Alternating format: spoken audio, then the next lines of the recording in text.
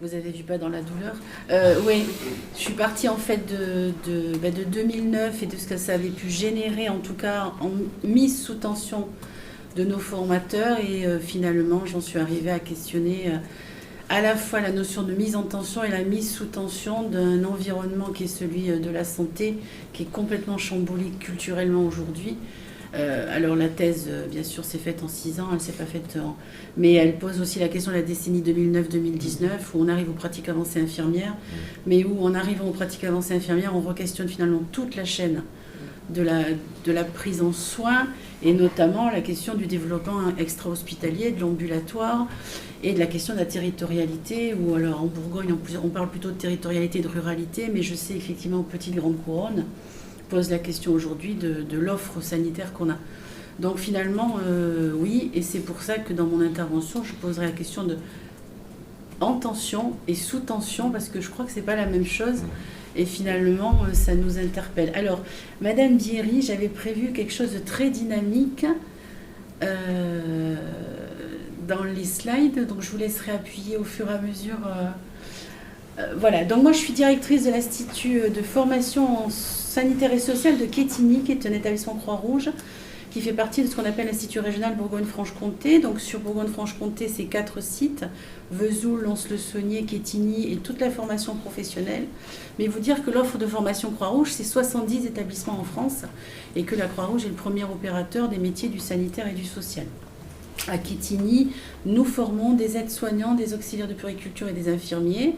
Et nous avons depuis fort longtemps développé la pluralité des formes d'accès. On a été les premiers positionnés sur la VAE. Aujourd'hui, on est sur des formations en 2 ans sur les aides-soignants, sur l'apprentissage depuis l'année dernière pour les aides-soignants et sur l'apprentissage pour les auxiliaires de puériculture. Voilà. Un petit coup de slide. Voilà. Donc, j'avais, quand j'ai été invitée par Madame Bierry, plutôt envie de, moi, vous inviter à ce qu'on s'interroge sur les mots, parce que j'ai trouvé que ne serait-ce que le titre de votre séminaire disait beaucoup de choses, et puis me positionner et vous alerter, mais ça rejoindra plein de choses déjà qu'on s'est dites, en vous emmenant peut-être le regard des étudiants, et finalement ce qu'eux ramènent à l'Institut quand ils reviennent de stage, et comment est-ce qu'on les voit évoluer ou pas, parce que vous avez parlé d'une espérance de vie de 7 ans, elle n'y est pas toujours. Et qu'on verra aussi qu'aujourd'hui, nos étudiants sont avant tout des citoyens avec des stratégies qui utilisent le système et dont on peut se demander s'il faut continuer à nourrir ce système, parce que finalement, il a des effets, je dirais, pervers ou contre-productifs de ce que... On le verra notamment dans les trajectoires aides-soignants infirmiers, puisque aujourd'hui... en termes de projet social, on arrive à une démocratisation de l'enseignement, de massification, où on a 80% de gens qui sont bacheliers. On a amené des BEP carrière sanitaire sociale à des niveaux soi-disant baccalauréat professionnel. Aujourd'hui, quand on a un bac pro, on va pas vers aide-soignant, on va vers l'université, on va vers la formation infirmière, on va vers des BTS. Et finalement, on a un système qui est en train de se scléroser lui-même, et qui, en plus, je crois, a fait de fausses promesses à nos jeunes, parce que parallèlement à ça, ce qu'on observe aussi, c'est des diminutions de niveau de formation. Aujourd'hui, dans l'enseignement secondaire, on n'est pas sur les mêmes capacités, les mêmes compétences quand on arrive dans l'enseignement supérieur, avec une question centrale, vous l'avez dit. Est-ce qu'on sait lire? Est-ce qu'on sait écrire? Est-ce qu'on sait parler? Est-ce qu'on sait transmettre?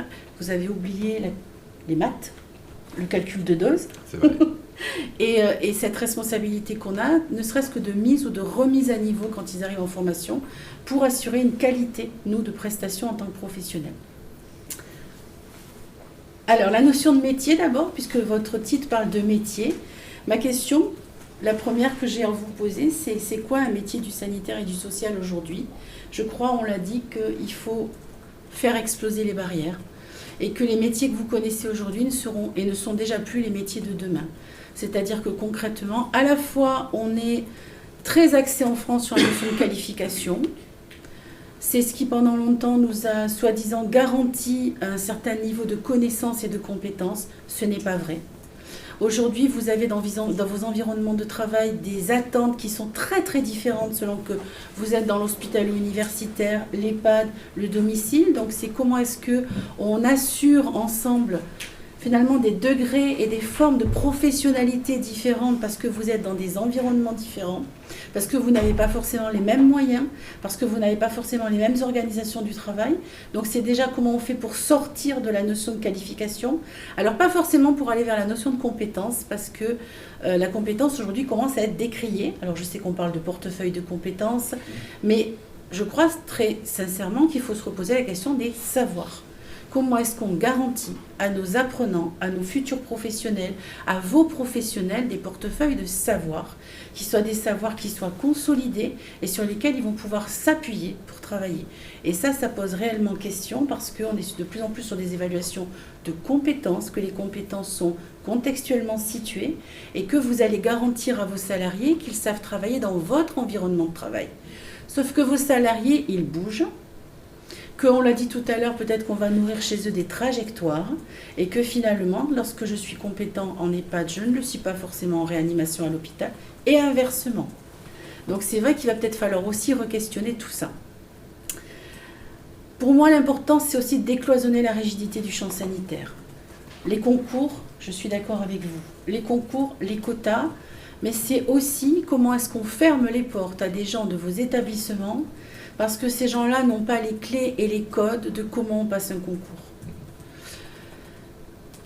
Alors attention, hein, on n'a plus le droit de faire des préparations au concours. Donc c'est comment on va accompagner demain matin vos salariés à se préparer à l'entrée en formation. Très concrètement, on n'a plus le droit de parler de concours pour les infirmiers par exemple. Ah bon ? Oui. On a une espèce d'omerta ministérielle et de l'enseignement supérieur où Parcoursup étant passé par là, voilà. Donc c'est vrai que tout ça, ça change aussi. Mais ça veut dire aussi que lorsque vous aurez identifié des personnes chez lesquelles vous allez avoir identifié un potentiel, c'est comment est-ce qu'on remet dans le chemin de la formation sur une chaise à l'école et pendant 7 heures assis, quelqu'un qui depuis des années a quitté l'école, qui a peut-être été en rupture par rapport à l'apprentissage, et comment est-ce qu'on va faire pour le remettre sur la voie de comment j'apprends et comment je trouve du plaisir dans ce que j'apprends. Comment est-ce qu'on fait pour croiser des personnes qui sont beaucoup dans le faire, la pratique, et comment est-ce qu'on fait pour donner du sens à tout ce portefeuille de savoir que les gens sont censés devoir acquérir. Et ça, c'est aussi un travail qu'on a à faire ensemble, je reviendrai là-dessus tout à l'heure. Comment est-ce qu'on fait pour se mettre les uns et les autres autour de la table?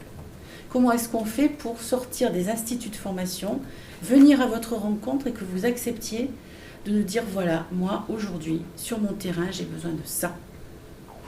Voilà. On a été souvent aussi dans une espèce d'ignorance théorie-pratique, école-terrain, avec une forme de supériorité de l'école qu'on pourrait largement discuter, mais c'est de vous que doivent venir les besoins en formation, c'est pas de l'école. L'école, elle applique des référentiels et elle est tenue de les appliquer à la lettre. C'est comme ça que moi j'ai mon agrément. Simplement aujourd'hui, je ne suis pas certaine. Alors, on est sur une refonte des diplômes aides-soignants auxiliaires de puériculture, vous en avez peut-être parlé. Qui dit refonte dit quand même passage d'un niveau 5 à un niveau 4, puisqu'on va s'adresser aujourd'hui à des formations qui sont post-bac.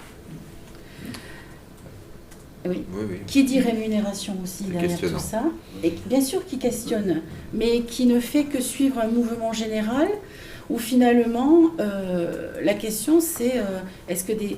Je vais vous donner un exemple. On a appelé il y a quelque temps une jeune pour lui proposer une place de formation aide-soignante. On a eu sa maman qui nous a dit « Je ne peux pas assurer les déplacements, on habite un petit peu loin ». J'ai proposé à cette maman, j'ai dit « Écoutez, on a des places en apprentissage, passez par la voie de l'apprentissage ». Elle m'a répondu « Ma fille a fait un bac, c'est sûrement pas pour faire de l'apprentissage ». On a tout un travail à faire là-dessus, sur qu'est-ce que l'apprentissage et en quoi l'apprentissage est une voie noble, qui est une voie justement d'aller et retour entre le terrain, la pratique et l'école pour développer des manières de travailler qui sont des manières de travailler qui sont contextualisées. Je ne parle pas de compétences de nouveau, mais vraiment c'est ça. Avec en plus à la clé, on parle de public éloigné, à la fois de l'emploi et on parle aussi de bassins d'emploi qui sont en souffrance, avec à la clé aussi des revenus, ce qui n'est pas négligeable. Donc comment est-ce qu'ensemble on dépoussière cette rigidité du champ sanitaire Alors, est-ce qu'il faut faire éclater les concours? Je pense que le ministère a la réponse pour nous. Hein. Les textes vont sortir fin novembre. Il est fort possible que dès l'année prochaine, il n'y ait plus de concours, ni aide-soignant, ni auxiliaire de puériculture. Donc la question, c'est comment est-ce qu'ensemble on travaille pour que sur le terrain, vous identifiez les potentiels et qu'ensemble, on puisse, à la base de diagnostic et de parcours d'accompagnement, accompagner les personnes à la fois vers la certification et à la fois vers l'employabilité. Et ça, c'est important parce que plus on va chercher des gens éloignés de l'emploi, de la formation, et plus il faut se poser la question des diagnostics et des phases de démarrage. Si on ne consolide pas le diagnostic et la phase de démarrage, on ne peut pas mettre le doigt sur les potentiels, les freins, les limites. Quelquefois, le premier frein, c'est soi-même. Ça fait tellement longtemps, on a tellement été en échec à l'école qu'on est souvent une femme avec une charge de famille, voire une maman seule. Et ça fait tellement longtemps qu'on ne sait pas ne serait-ce que donner de la valeur, que se remettre face à l'écrit pose problème aussi, hein, passer par l'écriture, mais ça va mettre les gens en grande difficulté. Donc ça, c'est un gros travail qu'on a à faire aussi. Questionner le triptyque qualification, performance, professionnalité, c'est-à-dire que comment est-ce que, et là je m'adresse aux employeurs, vous reconnaissez la performance, la professionnalité, le professionnalisme, sans qu'il y ait forcément qualification au départ. Et ce sur quoi on a réfléchi ensemble, ce sont les trajectoires. C'est-à-dire, finalement, comment est-ce qu'on sort quelqu'un du non-emploi? On l'amène peut-être dans vos établissements, on va aller vers un premier niveau. On parle aujourd'hui pour les EHPAD de formation de 140 heures qui permettrait à des personnes non qualifiées de pouvoir assurer tous les soins de confort et de bien-être. Ce ne sont pas des aides-soignants, ça va être un premier niveau de formation. Peut-être arriver d'abord à ça, et puis ensuite, quelques années après, aller vers des modules aides-soignants, ou pas, ou en tout cas diversifier de nouvelles compétences. Des gens aujourd'hui qui vont s'engager dans des formations longues, vous n'en trouverez plus. On est sur une espèce de clivage aujourd'hui entre des jeunes qui vont vers des formations très très longues et qui visent des diplômes très élevés, et des jeunes aujourd'hui qui cherchent plutôt des formations courtes. Vous avez des jeunes qui peuvent prétendre à une formation infirmière qui vous disent non, moi je veux être aide-soignant d'abord, parce que dans un an, d'abord je suis pris en charge aussi, et dans un an j'ai un diplôme. Je vais aller travailler quelques années et après je verrai. Mais aujourd'hui vous avez ça chez les infirmiers, c'est-à-dire que sur une promo nous, de 50 qui est sortie cette année, nous avons 20%, soit 10 étudiants qui ne sont pas partis dans l'emploi. Ils sont partis à l'université en master. Pour faire quoi? Des masters de santé publique, des masters d'économie de la santé, surtout pas infirmiers. Voilà, donc ce qui veut dire que le champ sanitaire est en train peut-être de rejoindre tout le champ global universitaire aussi, avec des trajectoires et des stratégies qui sont des stratégies auxquelles nous n'aurions même pas pensé. Mais il y a une forme de nomadisme aussi, hein. Et quand on se retrouve dans le milieu soignant, on n'y restera pas toute sa vie. Avec, j'anticipe sur ce que je vais vous dire, cette question de mise en tension, je crois, entre des idéaux, des valeurs, des attendus et ce qu'on trouve sur le terrain. Et là, je me fais le porte-parole des étudiants et pas de ma parole à moi. C'est-à-dire que concrètement, si je grossis le trait, quand vous arrivez en stage, que c'est votre premier stage, que vous n'avez jamais vu un corps âgé nu, et que vous arrivez dans une EHPAD dans laquelle il n'y a pas suffisamment de professionnels diplômés, et qu'on vous balance dès le deuxième jour à faire des toilettes, voire des toilettes mortuaires, seul, vous ne restez pas. Votre stage devient un moment de souffrance pour certains. Vous baissez la tête et c'est votre premier contact quelquefois avec le corps âgé nu, avec la vieillesse, avec l'organisation du travail, avec un rythme de travail soutenu. Il y a tout à repenser là-dessus. Il y a tout à repenser. Je vous y invite vraiment parce que il y a même du coup une sensibilité exacerbée dans le regard de nos étudiants qui nous parlent de maltraitance, là où on les amène à réfléchir en disant « Attendez, c'est peut-être pas de la maltraitance. On va réfléchir en termes d'organisation sur ce que vous avez vu. Ah oui, c'était peut-être pas de la maltraitance. » Voilà, c'est-à-dire que concrètement, on dit toujours prendre soin des gens pour qu'ils puissent prendre soin de l'usager.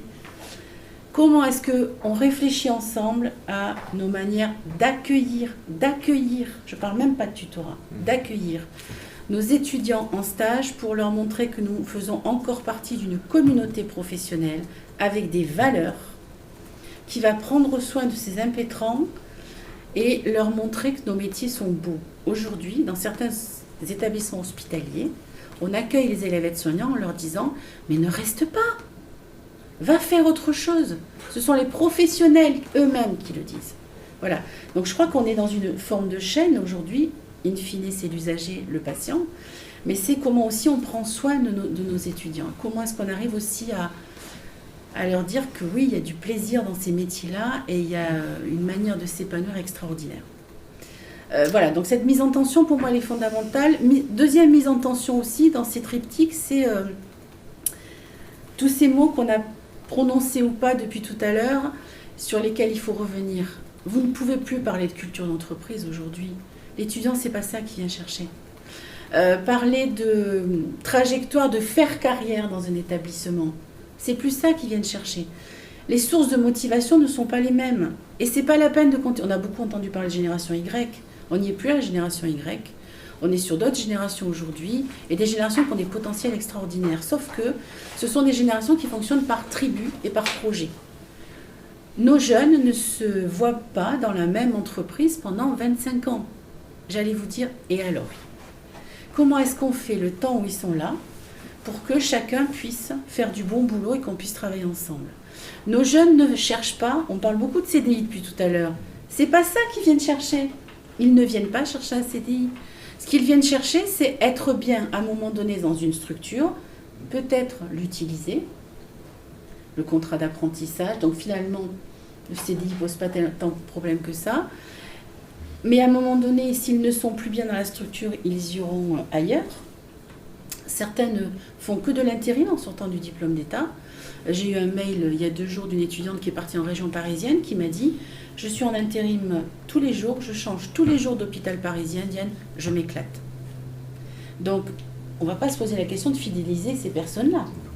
La question, c'est comment est-ce que, quand elles sont dans l'emploi chez nous, on va mettre en condition des manières de pouvoir travailler pour avoir des soins et des prises en charge de qualité. Alors, la qualité de vie au travail, oui, mais je pense qu'on ne réfléchit pas de la même manière selon que les gens sont là et restent, et selon que les gens sont mouvants, tout à fait. Donc, c'est aussi questionner cette mise en tension entre notre regard à nous sur le travail et l'employabilité, ces CDI qu'on cherchait tous, je parle que pour moi, dès la sortie du diplôme, et finalement, c'est les quelques années qui nous séparent qui vous font sourire. Et finalement, ces aspirations à autre chose de la part de nos jeunes et de nos moins jeunes, parce que ce n'est pas génération dépendant. Hein, on forme des gens de tous âges dans nos instituts, et effectivement, nos jeunes, nos mamans ou nos personnes qui sont en reconversion ne vont pas forcément chercher le CDI. Donc ça, c'est assez nouveau aussi, quoi.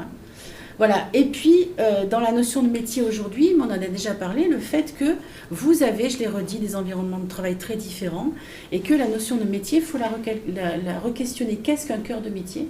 Et est-ce que finalement aujourd'hui, il y a un cœur de métier infirmier, aide-soignant, ou est-ce qu'au contraire, on a plutôt des choses qui relèvent de valeurs, de projets communs, mais qui finalement fait que l'infirmière qui travaille en EHPAD et l'infirmière qui travaille à l'hôpital en réanimation n'ont que très peu de choses en commun, si ce n'est ce vocable de soignant. On peut passer, Madame Pierret, s'il vous plaît. Vous avez... Oui, moi j'ai une remarque. Oui. Je suis Guillaume Audry, je suis juriste en droit social pour la FHP. On parle du souhait du salarié, de l'étudiant, de la personne qui va rentrer dans la vie professionnelle. Vous l'avez effleuré tout à l'heure, Madame, mais il faut aussi qu'on parle un moment des savoirs, du savoir-faire, du savoir-être, du résident et du patient. Parce que la volonté, certes, de l'étudiant de picorer dans chaque établissement pour apprendre des compétences, de bouger, de se déplacer, de vouloir être en CDD, de vouloir être en intérim, d'accord. Mais le résident qui est en EHPAD, qui va y rester a priori environ 18 mois en moyenne aujourd'hui, les équipes soignantes dans les établissements, il faut aussi qu'elles s'adaptent au fait que tous les jours, elles vont peut-être avoir un intérimaire différent, que tous les jours, toutes les semaines, elles vont avoir un salarié en CDD différent. Et ça a aussi un impact sur la qualité de la prestation qu'on délivre et la qualité du soin qui est délivré à la personne.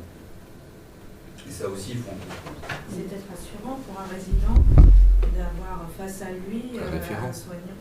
Bien sûr.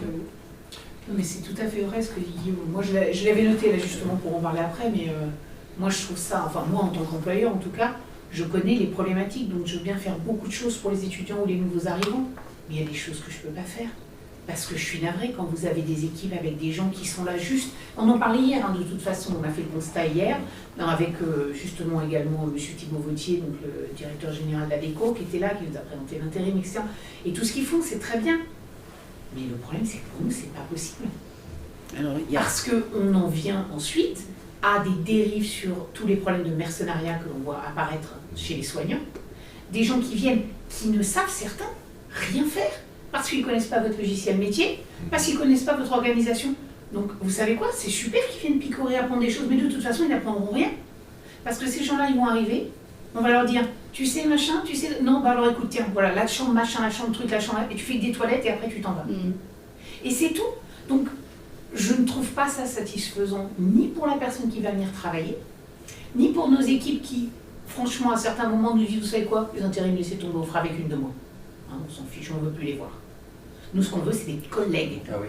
On veut des gens qui vont être là. On veut des gens avec qui on va partager des choses. On veut des gens avec qui, quand il y a le barbecue d'entreprise, eh ben, on va s'asseoir, on va discuter. On veut, voilà. Et on ne veut pas des gens qui viennent, qui nous disent « Oh, bah, c'est dommage, vous devriez faire l'intérim. Moi, je gagne vachement mieux ma vie que vous. Hein. » Et qui s'en vont. C'est plus possible. Donc, je suis tout à fait d'accord. Ok, ce que veulent les gens, c'est bien.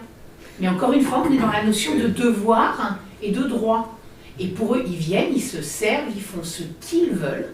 oui. Mais ils ne rendent pas, en fait, à la société, ils ne rendent pas aux patients, ils ne rendent pas à l'entreprise qui les accueille. Sauf que notre travail peut-être, c'est d'identifier parmi nos jeunes ou nos moins jeunes, ceux qui justement pourront rentrer dans une entreprise et y rester. C'est-à-dire que concrètement, ce que je vous décris, c'est peut-être 80% aujourd'hui de nos jeunes. Il y a des jeunes aujourd'hui qui ont envie d'entendre ce que vous disiez tout à l'heure, monsieur.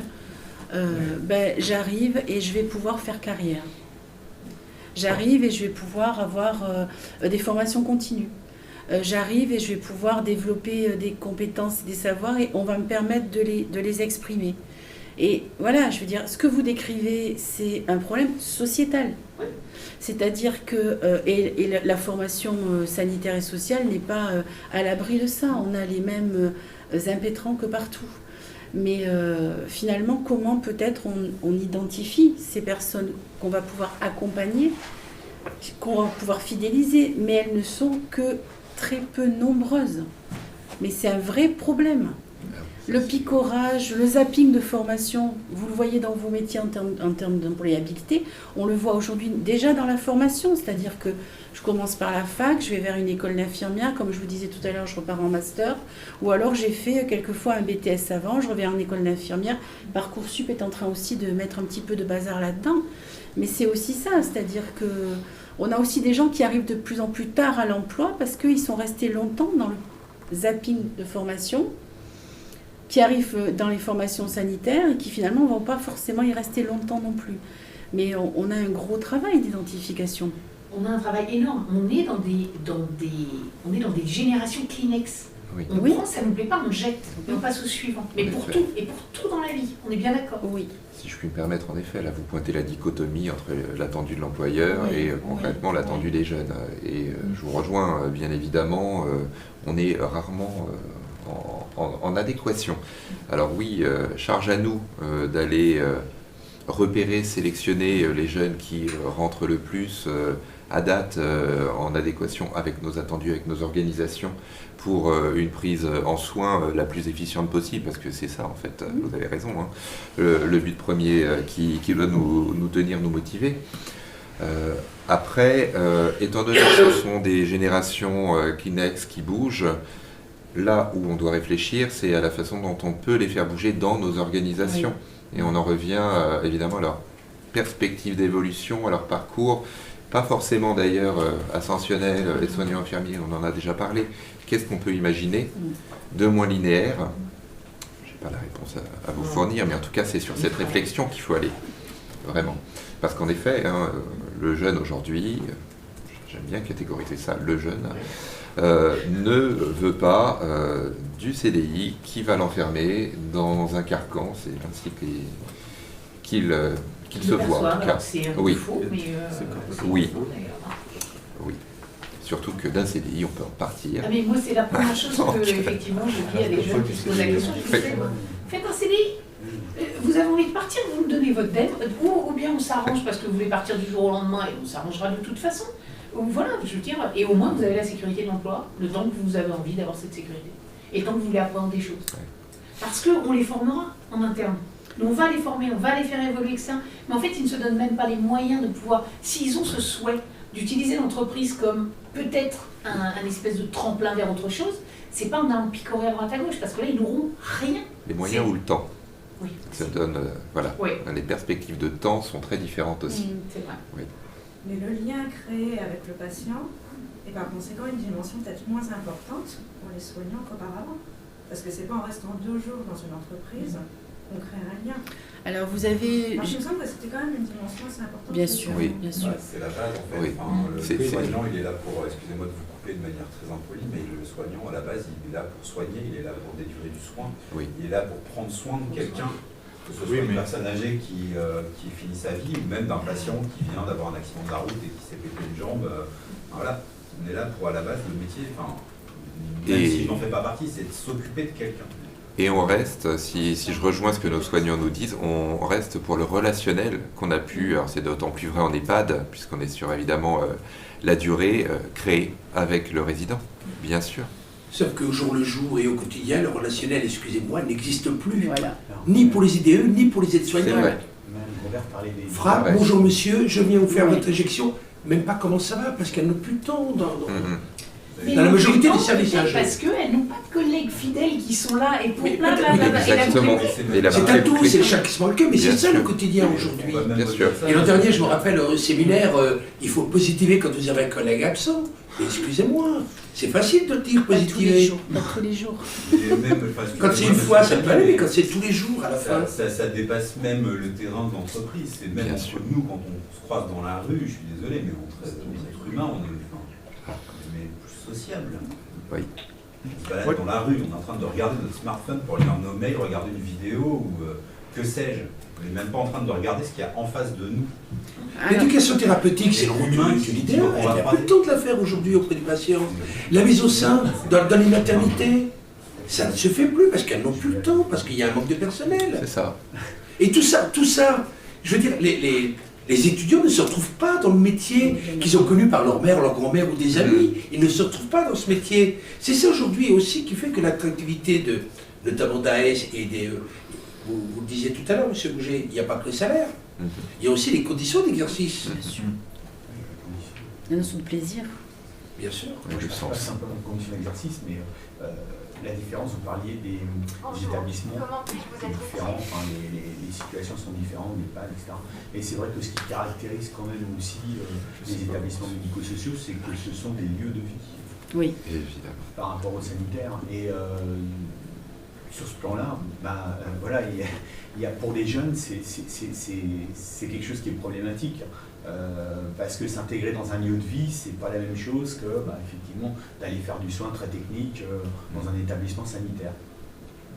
Je crois, vous avez dit des choses, je crois aujourd'hui, qui traduisent une forme de dichotomie, c'est-à-dire que on est effectivement sur délivrer des soins. Oui, les établissements aujourd'hui amènent à délivrer des soins et faire des soins. Et à prendre soin. Justement, je fais la différence. On délivre des soins, c'est-à-dire qu'on délivre du produit et on répond à une demande. Et à côté, on a la question du prendre soin. C'est-à-dire effectivement comment, tout en délivrant des soins, on est sur une dimension autre qui est une dimension relationnelle, qui est la place de la personne au cœur du projet et dans la relation. Sauf que, effectivement, aujourd'hui, alors, soit on n'a pas le temps, soit aujourd'hui, On a banalisé aussi ce relationnel et on fait que... C'est facile l'excuse du temps aussi, excusez-moi. Aujourd'hui, effectivement, on n'a pas le temps dans les établissements, mais la question, c'est comment est-ce que dans le peu de temps que j'ai, je donne à ce soin une relation qui est une dimension, qui est une dimension autre, qui est celle du « je suis là pour le patient et ce patient, il est important pour moi ». On peut faire une toilette en 10 minutes, hein, mais il y a 2 façons de la faire, en fonction du regard que l'on porte sur ce que l'on fait. Ça, pour moi, c'est fondamental. Ça, c'est à retravailler aussi. Mais concrètement, effectivement, les lieux de vie sont des lieux qui nous engagent dans la temporalité, qui nous engagent dans le projet. Et chez certains de nos futurs professionnels, la notion d'engagement, c'est la question du CDI, elle pose problème. Donc c'est de l'engagement à minima. Mais ça ne veut pas dire que le temps qu'on est là, on ne doit pas produire des soins de qualité. Je suis entièrement d'accord avec vous. Je crois que c'est le cœur du problème. Hein. C'est-à-dire que arrêtons peut-être de prendre le temps comme excuse. Juste on en a conscience, mais comment est-ce que dans vos nouvelles organisations et puis cette logique budgétaire qui fait qu'il y a des choses qui ne sont pas forcément possibles, on arrive à donner du sens à ce que l'on fait. C'est aussi la question qui est apportée par les soignants en poste aujourd'hui. Le sens de ce que je fais. Bien sûr. Et c'est quelque chose qui les épuise littéralement. Complètement. Puisque un grand nombre de nos soignants en poste nous le font remonter en disant aujourd'hui, moi je suis en difficulté parce que je ne comprends plus ce que je fais. J'ai l'impression de travailler à la chaîne, de faire, de ne plus avoir le temps. J'ai une personne en fin de vie. J'aurais voulu passer du temps avec elle parce que ça correspond à mes valeurs, ça correspond à ce que j'estime lui devoir en tant qu'être humain, et je ne peux pas. Je ne peux pas parce que je dois enchaîner, etc. Donc il y a quand même la notion de temps, on ne peut pas complètement l'effacer. On est obligé d'en tenir compte aujourd'hui. Il faut la re-questionner. On est obligé d'en tenir compte, d'autant plus parce que nos métiers, on manque cruellement de personnel dans nos établissements. Personnel, j'ai envie de dire, formé, personnel qui connaît réellement le métier et donc qui va pouvoir avoir cette notion de valeur. Et le fait d'avoir du personnel parfois de remplacement qui n'a pas justement cette vision globale, je pense que les salariés réellement en poste se sentent dans l'obligation de devoir en donner plus peut-être, et c'est peut-être ça aussi qui les épuise. Absolument. Absolument. Le recours à l'intérim est dans la plupart du temps mal ressenti par les salariés, et ça en ressort, je pense, dans toutes les réunions de CSE de France, où on dit, où le salarié nous rapporte de dire à la direction, on n'est pas payé double pour le travail, parce que les intérimaires ne s'investissent, il faut le dire, très rarement, ils s'investissent peu, voire pas du tout quand même. Ils sont là juste pour des tâches données, juste pour un temps donné, et le reste, ils s'en lavent les mains. Même parfois en égratignant les gens en poste, en n'étant pas forcément agréable, etc. Et du coup, l'intérim pose question pour aussi dans les conditions de travail des salariés en règle générale. Je pense que, en se décentrant un petit peu, dans ce que je vois aussi, c'est la question peut-être dans les nouveaux métiers, de se poser la question de vos besoins sur les actes de la vie quotidienne aujourd'hui. Concrètement, je ne dénigre pas le diplôme aide-soignant, mais est-ce qu'aujourd'hui, on a besoin d'aide-soignants pour certaines missions dans vos établissements? Est-ce qu'il n'y a pas à inventer aussi de nouveaux métiers, de nouveaux diplômes qui fait que vous allez toucher d'autres publics qui ont ces valeurs? Il y a des dames dans les auxiliaires de vie notamment, à qui on pourrait proposer de la formation, en plus beaucoup plus courte. Une formation d'aide-soignante, c'est aujourd'hui 10 mois, ça va sûrement passer à 12 mois l'année prochaine. C'est très très long. Et c'est très engageant en termes d'énergie aussi. Donc peut-être, quand je vous parle de réfléchir à alors pas de l'infra-aide-soignant, mais à côté des nouveaux métiers, c'est de quelles compétences, de quel savoir vous avez besoin aujourd'hui sur le terrain pour répondre à ces missions-là et peut-être sortir de ce lien avec la qualification. L'aide-soignant, demain matin, il va faire des glycémies capillaires, il va faire des actes infirmiers. On sait qu'on est en train aussi d'avoir une bascule au niveau de transfert des compétences. Et finalement, est-ce que vous avez besoin d'aides-soignants tels qu'ils seront demain dans vos établissements? Ou est-ce que vous n'avez besoin que de ça? Il y a tout ça à réfléchir. Est-ce qu'il n'y a peut-être pas moyen de couper certains diplômes qui aujourd'hui durent 1 an ou même 3 ans pour le diplôme infirmier, de retravailler, alors je vais peut-être faire bondir des gens, mais sur des équivalences, des dispenses de formation, des découpages de modules. Vous parlez de Bouger tout à l'heure de proa qui ne peut être utilisé maintenant parce que ça ne remplace pas la période de pro, voilà, mais est-ce qu'il n'y a pas des choses à faire aussi sur ça, de façon à pouvoir former des salariés ou des étudiants, des handicapés, des personnes qui sont très éloignées de l'emploi, sur les former sur 1 an, des former sur 3 mois, et ainsi de suite. On va passer justement à la diapo suivante pour aussi, justement par rapport à la formation, la question. La question, c'est comment on se pose la question de formation tout au long de la vie, mais en termes de trajectoire et de modules, c'est-à-dire concrètement, est-ce que j'ai besoin d'un infirmier aujourd'hui? Alors, la question des infirmiers, c'est la question de la VAE aussi. C'est-à-dire profession très réglementée depuis 1946. Et à partir du moment où on réfléchit VAE infirmière, on réfléchit exercice illégal de la profession. Donc c'est quand même une profession aujourd'hui qui n'est pas encore entrée dans la VAE, pour le diplôme d'état généraliste en tout cas. Mais finalement, dans vos établissements, en plus, est-ce que vous avez besoin d'infirmières généralistes? Est-ce qu'il faut réfléchir à des spécialisations?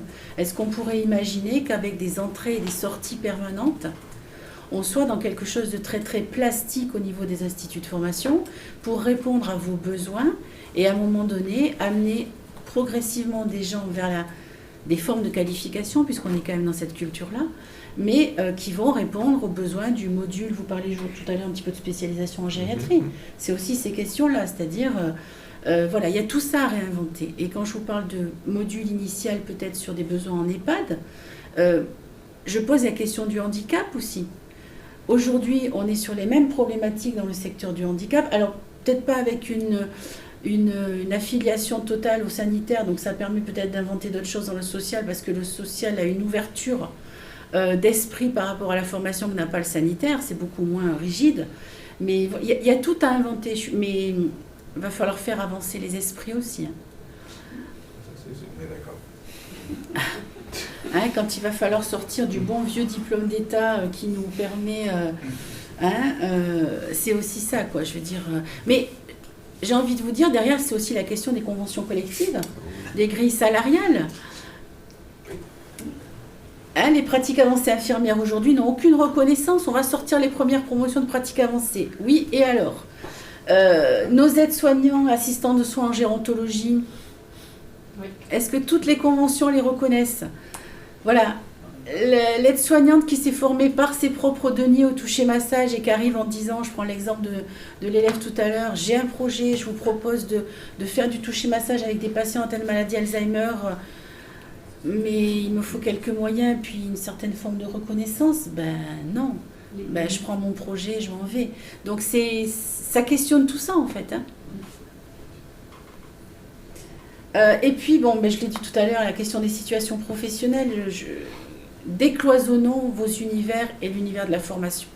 Travaillons ensemble à partir de situations professionnelles problèmes. C'est-à-dire que tant que les instituts de formation resteront dans leur tour doré et seront persuadés avec des formateurs qui ont quitté le terrain depuis 20 ans, qu'ils savent de quoi ils parlent quand ils parlent du métier, alors nous ne pourrons pas faire du bon travail parce que vos univers, en plus, changent à une vitesse qui est phénoménale.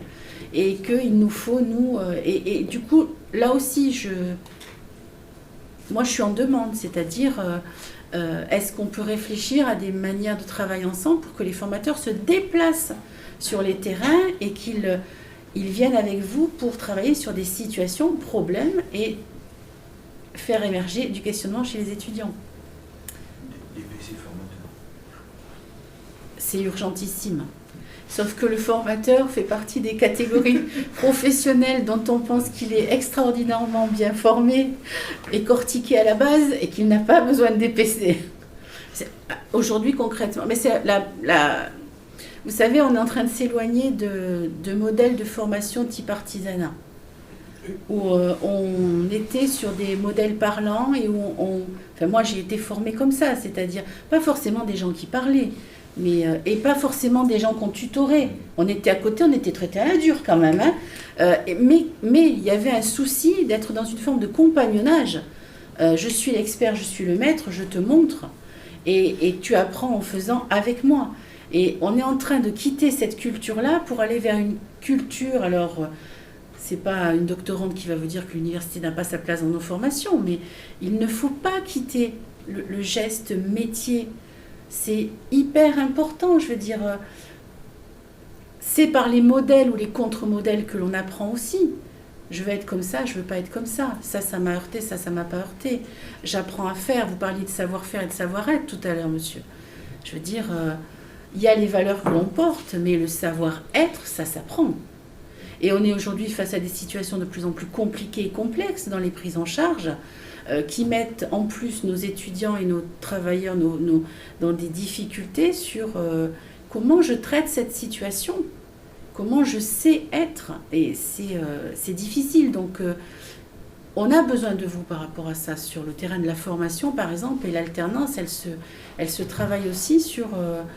finalement, est-ce qu'on n'est pas dans des allers et retours entre terrain et formation? Est-ce qu'on arrête aussi de créer des carrières de formateurs qui, in fine, ne se rappellent plus que de ce qu'ils ont vécu il y a 30 ans?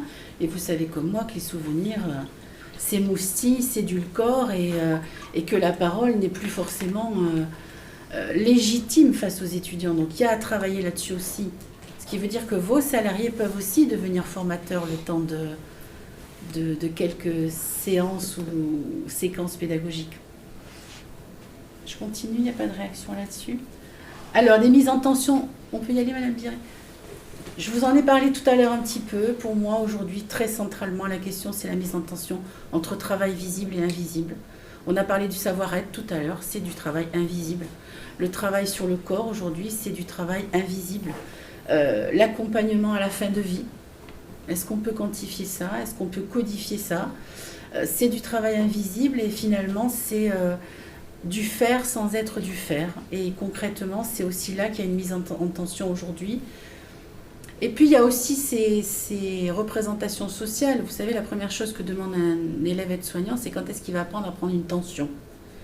Donc, avec beaucoup d'humour, je leur dis que s'ils veulent un stéto autour du cou, ça va être bientôt Noël, je vais les amener à Carrefour acheter une mallette Smoby. Mais c'est le signe, c'est ce que ça représente, effectivement. Quand je dis que je suis aide-soignant en EHPAD, soit j'ai été punie, soit j'ai pas trouvé du travail ailleurs, mais je suis pas aide-soignant en réanimation. On est sur ces schémas-là. Les mises en tension, c'est aussi comment est-ce que de mise en tension, je me retrouve à mise sous tension. Vous parliez tout à l'heure, Madame, de valeur. Mais effectivement, comment est-ce que ces professionnalités-là aujourd'hui sont sous tension parce qu'elles ne se retrouvent plus forcément dans ce qu'elles sont venues chercher. Parce que la question aussi, c'est comment on garde nos anciens salariés, comment on fait qu'ils restent, comment on fait qu'ils ne s'épuisent pas. Vous parliez aussi de TMS tout à l'heure, je veux dire, peut-être qu'on va être aide-soignant 7-8 ans et puis finalement le corps va se fatiguer, l'esprit aussi. Qu'est-ce qu'on peut proposer comme nouveau métier ou nouveau job dans l'entreprise pour que les personnes restent? Parce que derrière la question de la culture d'entreprise, il y a la question de la mémoire de l'entreprise et de son identité, de son histoire aussi, de l'histoire collective. Et ça pose vraiment question, quoi. La reconnaissance du sujet au travail, je vous en ai parlé, mais ça touche toutes nos organisations, la mienne aussi. Et c'est comment aussi, dans ce que recherchent les personnes en termes de reconnaissance, on arrive à donner aussi un sens à ce besoin de reconnaissance. Et il n'est pas que salarial, effectivement. L'accueil et le tutorat en stage, je vous ai parlé. Terrain école, je vous en ai parlé aussi. Voilà, on peut finir, Madame. Les mises en tension aussi, c'est la mise en tension entre l'individu, l'individualisme et la notion de collectif. La notion de collectif, c'est la notion d'équipe. C'est la notion de société, mais c'est aussi concrètement, est-ce que je m'engage dans un projet commun ou pas? Les projets d'établissement aujourd'hui, comment ils sont écrits, comment ils sont portés. Moi, je fais de la VAE, surtout auxiliaire de puériculture, et dans les jurys, je me rends compte qu'aucune des personnes qui ne se présentent en jury de VAE ne parle, ne porte, ne connaît le projet d'établissement. Par exemple, alors c'est pas parce que les managers ne s'occupent pas de dire, c'est qu'à un moment donné, finalement, on se rend compte que les salariés pensent qu'il y a des choses qui ne leur appartiennent pas ou qui ne les regardent pas, entre guillemets. Le projet d'établissement, il porte les valeurs d'établissement. il porte ce qu'on est aussi, il porte une identité. Et puis peut-être transformer cette tension, pour moi, plutôt en innovation, en dialogue, plutôt qu'en conflit et en absence de dialogue. C'est-à-dire que, en tout cas, de l'expérience que j'ai moi, c'est dans l'histoire de mon établissement, dans la mise en tension entre des valeurs et des possibles, on est nous aussi liés à des budgets. Finalement, quand c'est pas possible et que c'est trop en tension, qu'est-ce qu'on re-questionne dans nos manières de faire et d'être collectivement et dans nos manières de réinventer le travail. Mais j'ai pas de solution là-dessus, hein. C'était juste des pistes de réflexion que je voulais vous donner. Et on peut passer à la dernière slide, Madame Pied. Voilà. Je voulais finir sur cette image parce que c'est aussi quelle est la place de l'usager,